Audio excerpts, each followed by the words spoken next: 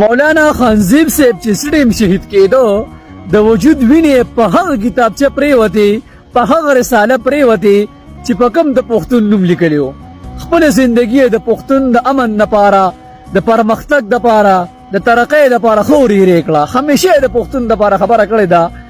اوس ګورو چې دا پښتانه په ننګو کې وکړه دا پښتانه په غیرتو کې وکړه یقین وکړه دې تصویر ته خندام راله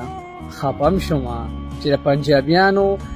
هندوان هم شهیدان کیږي او زمونږ عالمان هم چې کوم خبره وي جان په حقي حیران پاتې شوم والله دا اجیرامي نوم دی د پنجاب پولیس کې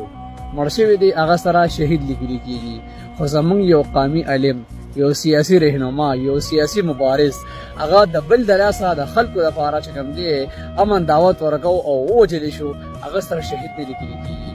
څومره د افسوس خبره ده یقینو کا د میډیا د پښتنو سره د نفرت نه ولا چې حیران پاتې شو